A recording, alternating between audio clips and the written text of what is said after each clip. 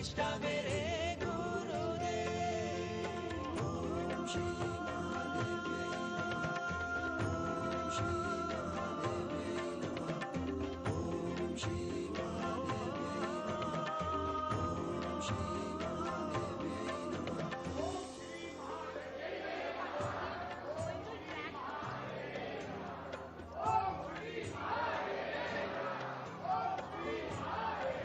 नादा है हम बालक तेरे, गुरुदेव मेरे कृपादिष्टा मेरे गुरुदेव। नमस्कार, मैं गायत्री पिसेकर तरे जय महाराष्ट्र कॉलिंग विशेष कार्यक्रम में आप सभी का स्वागत। हम आज भाग्य परिवर्तन ये विषय पर चर्चा करने वाले हैं और ये विषय पर चर्चा करने हमारे साथ सेलिब्रिटी ज्योतिष गुरु आचार्य सुनील कुमार है। आपका ये विशेष कार्यक्रम में स्वागत गुरुजी। बहुत बहुत धन्यवाद। गुरुजी का संक्षिप्त परिचय जानते हैं। गुरुजी को 2 बार आचार्य की उपाधि से सम्मानित किया है और वे संस्कृति अकादमी के मानसिक अध्यक्ष भी रह चुके हैं। पिछले 21 वर्ष से एक उपलब्धि के रूप में देश के राजनेता, फिल्म जगत, निर्देशक, निर्माता, फिल्म अभिनेता और उद्योगपतियों के साथ साथ लाखों लोगों का ज्योतिष एवं वास्तुविद्या से कल्याण करते आ रहे हैं। देश एवं विदेश के अलग अलग शहरों में भाग्य परिवर्तन ज्योतिष केंद्र चला रहे हैं। ये संस्था महाराष्ट्र में पुणे, औरंगाबाद के साथ साथ दिल्ली, गुड़गांव, वृंदावन और यूएस, दुबई में भी सेवा दे रही है। चलते हैं, शो की शुरुआत करते हैं। मेरा पहला सवाल है कि हमने सुना है कि भाग्य में जो लिखा है वो होकर ही रहेगा, फिर भाग्य परिवर्तन हो सकता है क्या? देखिए, आपने प्रश्न बहुत अच्छा किया है। मैं दर्शकों को बता दूं, अक्सर ये प्रश्न किसी एक व्यक्ति का नहीं है, बहुत सारे लोगों का है। लोग ऐसा सोचते हैं और आपने लोगों को कहते हुए सुना भी होगा कि भाग्य में जो लिखा है उसको बदला नहीं जा सकता। तो फिर भाग्य परिवर्तन कैसे हो सकता है? भाग्य को बदला कैसे जा सकता है? अगर हमारे भाग्य में दुख, तकलीफें, परेशानियां अगर लिखी हुई हैं, तो फिर उन दुखों को हम सुख में कैसे बदल सकते हैं? उन परेशानियों का हम समाधान कैसे निकाल सकते हैं? तो मैं आपको बता दूं, अगर व्यक्ति सिर्फ मात्र कर्मों पर भरोसा करके या कर्मों पर आधारित होकर के चलता है तो निश्चित तौर पर उसको सफलता नहीं मिलती। अगर ऐसा होता तो उदाहरण के तौर पे मैं आपको बता दूं, सबसे ज्यादा मेहनत एक मजदूर किया करता है और आप देखते होंगे कि मजदूर शाम को एक छोटी सी झाड़ी लेकर अपने घर चला जाता है। अब यहीं पर अगर जी बात करूं कि जो ऐसा मानते हैं कि केवल भाग्य ही सब कुछ है, अगर भाग्य में होगा तो हमारा भाग्य परिवर्तन निश्चित तौर पर हो जाएगा, हमें बहुत सारी उपलब्धियां मिल जाएंगी, बहुत लोग ऐसा मानते हैं। तो ऐसा भी नहीं है। अगर भाग्य के भरोसे व्यक्ति बैठा रहेगा, कोई कर्म ही नहीं करेगा, तो निश्चित तौर पर उसका भाग्य परिवर्तन या उसके भाग्य में बदलाव नहीं हो सकता। अब करना क्या है? तो इस प्रश्न का सही उत्तर यह है कि अगर यदि आप भाग्य के अनुसार विहित कर्म करते हैं तो निश्चित तौर पर आपको जबरदस्त अपार सफलता मिलती है। अब मैं आपको बता दूं कि भाग्य विहित कर्म कैसे। मान लीजिए किसी व्यक्ति की कुंडली के अंदर, उसकी हस्त रेखा के अंदर अगर ऐसा विदित है कि भाई अगर यह व्यक्ति नौकरी करेगा और सरकारी नौकरी अगर करेगा तो इसको बहुत अच्छा लाभ प्राप्त होगा, और वह व्यक्ति क्या करता है, व्यापार करने लग जाए, तो निश्चित तौर पर उसको व्यापार के अंदर सफलता कभी नहीं मिलेगी। और अगर कुंडली के सितारे यह कहते हैं कि आपको व्यापार करना चाहिए और फिर आप कोई छोटी मोटी नौकरी कर रहे हैं, तो यकीन मानिए आपके भाग्य का जो पूरा ब्यौरा है और भाग्य का जो पूरा फल है वो जिसके यहां पर आप नौकरी कर रहे हैं उसको चला जाएगा। यानी कि कह सकते हैं आपके भाग्य की रोटी अब आपका मालिक खाएगा, आपको नहीं मिलेगी। आपको तो छोटी सी एक तनख्वाह मिलेगी जो सैलरी के रूप में आपके हाथ में आएगी। तो कहने का मतलब है सबसे पहले हमें यह देखना चाहिए कि हमारी कुंडली में, हमारी हस्त रेखा में हमें नौकरी करनी चाहिए हमें व्यापार करना चाहिए, हमें सरकारी नौकरी करनी चाहिए, या हम क्या ऐसा करें? कुछ विशेष ऐसी कृतियां भी होती हैं, जैसे कि कई लोग आज देश के अंदर बहुत छोटी छोटी उम्र में मैं देख रहा हूं राजनीति के अंदर बहुत सफल हो रहे हैं। बहुत छोटी छोटी उम्र के हमारे देश के अंदर बड़े प्रभावशाली नेता हैं और बहुत सफलतापूर्वक देश की सेवा कर रहे हैं। साथ ही साथ अभिनय की बात करें तो अभिनय के क्षेत्र में भी बहुत छोटे छोटे उम्र के बालक और बालिकाएं अपना जीवन बहुत कामयाबी के साथ में बिता रहे हैं। तो कहने का मतलब है, पहले हमें यह जान लेना चाहिए हमारी कुंडली के सितारे क्या कहते हैं, हमें क्या करना चाहिए। अगर हम भाग्य विहित कर्म करेंगे तो भाग्य परिवर्तन होने से हमारा कोई नहीं रोक सकता, और भाग्य से विपरीत अगर हम कर्म करेंगे, जो भाग्य में नहीं है और वो हम कर रहे हैं, नौकरी नहीं है परंतु हम नौकरी कर रहे हैं, व्यापार नहीं लिखा हुआ व्यापार कर रहे हैं, कई लोग और भी गलत क्षेत्रों में अपना भाग्य आजमाते हैं, सफलता नहीं मिलती। और ये भी देखा जाता है कई बार लोग कर्ज बाजार हो जाते हैं इनके चक्करों में, यानी कि घर बैठ जाते हैं और जिसका पहले से घर होता है वो तो बेचारे घर बेच करके व्यापार में लगा करके फिर घर बैठ जाते हैं। तो ये भी देखना चाहिए, नौकरी करें तो किस क्षेत्र में करें, व्यापार करें तो किस क्षेत्र में करें। आपकी कुंडली के अंदर एक प्रधान ग्रह होता है जिसको हम लोग रूलिंग प्लैनेट बोलते हैं। अगर यदि कुंडली के अंदर उदाहरण के तौर पर शनि रूलिंग प्लैनेट है, शनि प्रधान ग्रह है, तो आपको शनि से संबंधित कार्य करना चाहिए। अगर आप नौकरी करते हैं तो शनि आपको निश्चित तौर पर सरकारी नौकरी की तरफ, आपको कहीं ना कहीं जो एडमिनिस्ट्रेशन की जॉब होती है उसकी तरफ, और अगर व्यापार करें तो शनि से संबंधित जो विषय हैं, लोहा है, वाहन है, और भी बहुत सारी चीजें हैं, आपको उनमें व्यापार करना चाहिए। तो कुंडली के अंदर जो भाग्य आपका बोलता है, जो भाग्य आपका कहता है, जब आप उसके अनुसार कर्म करते हैं तो निश्चित तौर पर आपका भाग्य परिवर्तन आप स्वयं कर सकते हैं। तो गुरुजी, भाग्य परिवर्तन हो सकता है, तो अभी हम जानेंगे ज्योतिष एवं वास्तु के द्वारा कैसे व्यक्ति अपना भाग्य बदल सकते हैं। बहुत अच्छा प्रश्न किया आपने। अब ज्योतिष और वास्तु ये दो विषय हैं, लेकिन ये दोनों ही एक दूसरे के अभिन्न अंग हैं। आपको बता दूं, वास्तु ज्योतिष का पूरक है और ज्योतिष वास्तु का पूरक है। मैं यहां पर एक छोटे से उदाहरण के तौर पर आपको कुछ बातें बताना चाहूंगा। ज्योतिष शास्त्र में मान लीजिए आपने अपनी कुंडली दिखाई और कुंडली दिखा करके आपने कोई बहुत अच्छा कार्य शुरू कर दिया, जो आपके भाग्य के सितारे बोलते हैं, आपने वैसा काम करना शुरू कर दिया, आरंभ कर दिया, और आप जीवन में सफल भी होने लगे। अब जब सफलताएं मिलती हैं तब व्यक्ति क्या करता है? तब व्यक्ति अपना घर, मकान, वाहन, ये सारी चीजें खरीदता है, सुख सुविधाओं के साधन खरीदता है। अब मान लीजिए आपने घर तो बना लिया, ज्योतिष ने आपकी बड़ी मदद की, और जब आपका सुंदर भवन बन गया, सुंदर मकान बन गया, अब आप देखते हैं कि उसी मकान के अंदर अब शांति नहीं है। बहुत लोगों को आपने देखा होगा, कई लोगों को देखा जाता है कि उनके पास सब कुछ है, पैसा बहुत है, मकान दुकान भी बना लिया, लेकिन घर में शांति नहीं है। जब से उस घर में आए तब से कोई ना कोई बीमारी, कोई ना कोई परेशानी, लोगों से बैर, शत्रुता, और भी बहुत प्रकार के नाना प्रकार की परेशानियां घर के अंदर आ जाती हैं। बच्चे बीमार रहने लगते हैं, घर के अंदर कलेश बहुत रहता है, और इतना ही नहीं, यह भी देखा जाता है कि घर के अंदर जैसे ही, बहुत लोगों ने ऐसा महसूस भी किया होगा कि जब से इस घर में आए तब से व्यक्ति बीमार बहुत रहने लगा। अगर ऐसी परेशानियां आप भी फेस कर रहे हैं तो निश्चित तौर पर आपको घर का वास्तु भी चेक करना चाहिए, वास्तु पर ध्यान देना चाहिए। बड़ी छोटी छोटी बातें हैं, आपको कोई ऐसा नहीं है कि आपने मकान भवन बना दिया अब उसको आपने तोड़ करके बनाना पड़ेगा वास्तु के हिसाब से, नहीं, ऐसा आवश्यक नहीं है। आप जो हैं छोटे छोटे परिवर्तन भी अगर आप घर के अंदर कर लेंगे, उससे भी आपको बहुत बड़ा जीवन में परिवर्तन देखने को मिलेगा। मैं उदाहरण के तौर पर 2-3 बातें आज आपके साथ साझा कर दूं, आप करके देखिए, आपको लाभ होना शुरू हो जाएगा। मान लीजिए घर में जब आप पूजा करते हैं, अब सबसे पहला विषय मैं इसलिए उठा रहा हूं कि पूजा से व्यक्ति को शांति मिलती है, सभी को पता है। तो पूजा जब आप करते हैं तो कई लोगों का मंदिर सही दिशा में नहीं होता है।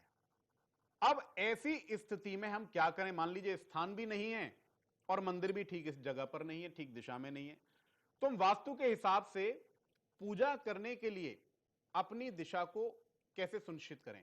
तो आपको क्या करना चाहिए? ईशान कोण, ये तो है ही, लेकिन ईशान कोण मान लीजिए किसी कारणवश आप नहीं रख पा रहे हैं, तो आप पूर्व दिशा को चुन सकते हैं, आप उत्तर दिशा को भी चुन सकते हैं।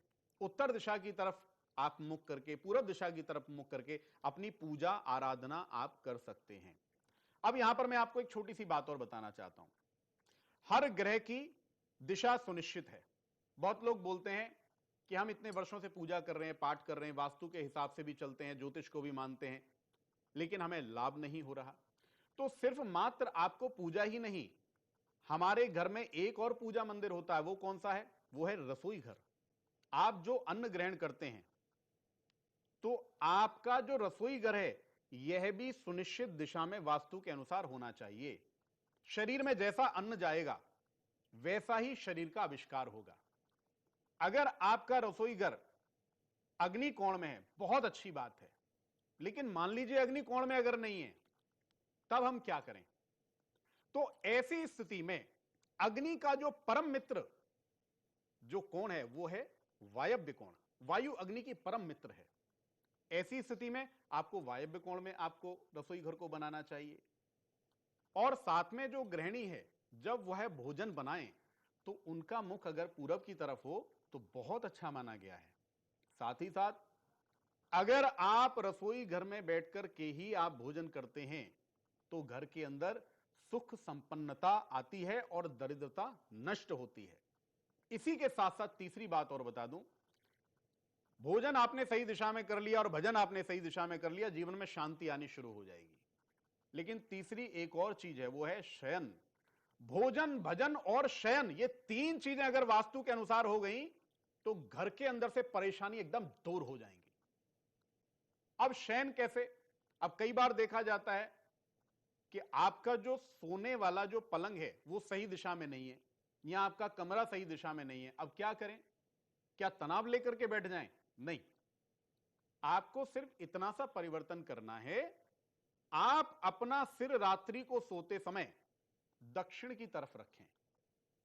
दक्षिण दिशा की तरफ अगर आपने सिर रखा, तो निश्चित तौर पर घर के अंदर कभी दरिद्रता प्रवेश नहीं करेगी, शरीर में रोग प्रवेश नहीं करेगा, मन बहुत शांत रहेगा। और इतना ही नहीं, आपने एक देखा होगा, व्यापार में जो लोगों को घाटा होता है, या जो नौकरी पेशे वाले लोग भी होते हैं, उनको कई बार अनचाहे नुकसानों से जो जूझना पड़ता है। कभी कुछ खराब हो गया घर में, कभी कोई तकलीफ हो गई, कभी आपकी गाड़ी खराब हो गई, कभी घर में कोई और खर्चा निकल आया। कई बार आपने देखा होगा घर में वास्तु की कुछ परेशानी हो, सीपेज आ गया, सीलन आ गई, इलेक्ट्रॉनिक आइटम्स खराब होने लग गए। ऐसी जो चीजें होती हैं, ये वास्तु दोष के कारण होती हैं। तो जब आप सिर अपना दक्षिण दिशा में रखकर सोएंगे, तो आपके व्यापार में और नौकरी में भी आपकी पदोन्नति होती रहेगी। इंसान के जीवन में बहुत सारी मुश्किलें आती रहती है, इसका दोष हम भाग्य को देते रहते हैं। लेकिन भाग्य परिवर्तन संभव है, इसके लिए आज हमारे साथ है गुरुजी सुनील कुमार जी। ये हमें मार्गदर्शन कर रहे हैं।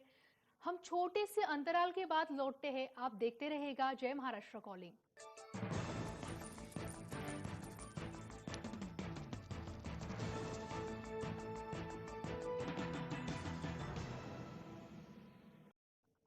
जय महाराष्ट्र कॉलिंग का आज का विषय है भाग्य परिवर्तन। आज हमारे साथ गुरुजी सुनील कुमार जी है।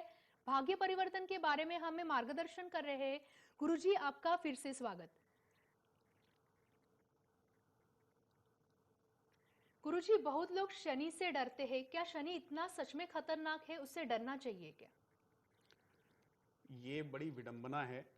लोगों को जब तक ज्ञान नहीं होता, तब तक लोग डरते हैं। अगर आपको शनि ग्रह के बारे में सच में ज्ञान हो जाए कि शनि ग्रह कितने सौम्य हैं, आपकी कितनी रक्षा करते हैं, आपको वो क्या दे सकते हैं, तो फिर आप डरना बंद कर देंगे। शनि ग्रह बड़े दयालु हैं। उनकी क्रूरता के विषय में लोगों को पता है, क्योंकि लोगों को अक्सर डराया जाता है और उनके पास में ज्ञान भी नहीं है, उनको पता नहीं इसके बारे में, करके ऐसी विडंबना समाज में फैली हुई है। मैं आपको बता दूं, अगर यदि आप कुंभ राशि के जातक हैं, मकर राशि के जातक हैं, आपको शनि की महादशा चल रही है, आपका राशि स्वामी शनि है, लगन का स्वामी शनि है, भाग्य स्थान का स्वामी शनि है, शनि की अंतरदशा है, प्रत्यंतर दशा है, 7.5 चल रही है, ढैया चल रही है, अगर ऐसी कोई भी चीज शनि से संबंधित अगर आपके भाग्य में है तो आपको डरने की जरूरत नहीं है, बिल्कुल घबराने की आवश्यकता नहीं है। आपको मात्र शनि भगवान को शनिवार के दिन स्मरण भी अगर आप कर लेते हैं, शनि भगवान का तैलाभिषेक भी आप कर लेते हैं, तो भी आपको चिंता करने की आवश्यकता नहीं है। लेकिन यहां पर मैं आपको कुछ बातें बताना चाहूंगा, क्योंकि बात आज ज्योतिष और वास्तु दोनों की हो रही है, ये दोनों एक दूसरे के पूरक हैं। अगर हम केवल एक चीज को मान करके चलेंगे तो जीवन में हमारे पूरकता नहीं आएगी, सब कुछ नहीं मिलेगा, कुछ चीजों का अभाव रहेगा। अब बहुत लोग कहते हैं हम पिछले 10 साल से शनि की पूजा करते आ रहे हैं, कोई कहता हम 5 साल से करते आ रहे हैं, लेकिन हमें कुछ अच्छा तो नहीं मिल रहा। तो देखिए, जैसे मैंने आपको बताया, हर चीज की दिशा निर्धारित होती है। तो आपको बता दूं, अगर यदि आप शनि उपासना करते हैं और शनि से आप डरना नहीं चाहते, आप चाहते हैं शनि भगवान आपके ऊपर कृपा करें, आपका ख्याल रखें, आपको हर वो चीज दें जो आप चाहते हैं, तो ऐसी स्थिति में कभी भी शनि की पूजा पूरब दिशा की तरफ मुख करके नहीं करनी चाहिए और शनि भगवान का सामने से दर्शन भी नहीं करना चाहिए। आपको दर्शन हमेशा बाजू से करना चाहिए, अभिषेक भी बाजू से करना चाहिए। इसके पीछे कारण है, समय अभाव आज बहुत है, मैं तो आपको बहुत कुछ बताना चाहता हूं, लेकिन साथ ही साथ जो मैं दिशा की भी बातें कर रहा हूं, तो आपको शनि की पूजा पश्चिम दिशा की तरफ मुख करके करनी चाहिए। अगर पूरब दिशा की तरफ मुख करके आप शनि का जाप करते हैं, शनि स्तोत्र का पाठ करते हैं, तो निश्चित तौर पर आपको उसके उल्टे प्रभाव मिलेंगे। पूजा करेंगे, फल उल्टा मिलेगा। तो ऐसा नहीं करना है, दिशा बदलिए, दशा बदलिए। जी गुरुजी, आज गंगा जयंती है, हमारे दर्शकों के लिए उनके भाग्य में बदलाव लाने के लिए आप क्या उपाय बता सकते हैं कि जो उपाय करने से उनके जीवन में बहुत सारे बदलाव आ सकते हैं? आज भाग्यवश गंगा जयंती है, तो मैं आपको बता दूं आज के अवसर को कैसे हम खो सकते हैं। आज आपको क्या करना है, एक पात्र में आप जल लीजिए। अगर घर में गंगाजल है तो बहुत अच्छी बात है, और चांदी का पात्र भी अगर यदि है तो भी बहुत अच्छी बात है। और चांदी का पात्र नहीं है तो आप स्टील का पात्र भी ले सकते हैं, तांबे का पात्र भी आप ले सकते हैं। उसमें आपने गंगा जल भरना है, और गंगा जल अगर यदि नहीं है तो आप सामान्य जल ले लीजिए। अब सामान्य जल लेकर के उसको गंगा जल कैसे बनाना है, यह भी मैं आपको आज बहुत अच्छी विधि बताने जा रहा हूं।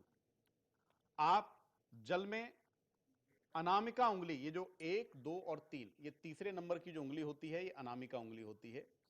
आप इस उंगली को उस जल में डुबाकर 3 बार गंगाय नमः, गंगाय नमः, गंगाय नमः, ऐसा जब आप बोलेंगे तो उसके अंदर गंगा जल का पवित्र आ जाता है। और फिर आपको सायंकालीन बेला में, संध्याकालीन बेला में 6:30 बजे से लेकर 7:30 बजे के बीच में जब आप दीप जलाते हैं घर के अंदर, उस समय पर आपको दूर्वा के माध्यम से या फिर आपको जो आम का पत्ता, अशोक का पत्ता होता है, उसके माध्यम से पूरे घर के अंदर छिड़काव करना है उस जल का। और गंगा जल अगर आपके पास पहले से है, फिर तो आपको ये अनामिका उंगली भी आपको ऐसा करने की आवश्यकता नहीं है। आपके पास तो पहले से ही गंगा जल है, तो उसका आपको छिड़काव करना है। साथ ही साथ आज के दिन तांदुल दान करना बहुत अच्छा माना गया है। आप एक पात्र में तांदुल भरें और भर करके आपने उनको इस प्रकार से हाथ में उस पात्र को पकड़ना है। पकड़ करके अपने मन के अंदर जो भी भाव है, जो आप अपने जीवन में प्राप्त करना चाहते हो, आपकी जो मनोकामना पूरी नहीं हो रही है, उस मनोकामना को मन में आप विचारिए। और विचारने के बाद में आप उसको चारों तरफ से पहले आपने नीचे रख देना है। नीचे रख करके फिर जल लेकर हाथ में उसको चारों तरफ आप जल घुमाइए, यानी कि आपने उसको संकल्पित कर दिया विप्रदेव के लिए, ब्राह्मण के लिए। और फिर उसके बाद में जाकर आप उसे मंदिर में दान कर सकते हैं। लेकिन याद रहे, अपनी मनोकामना को पढ़ना उस पात्र पर ना भूलें।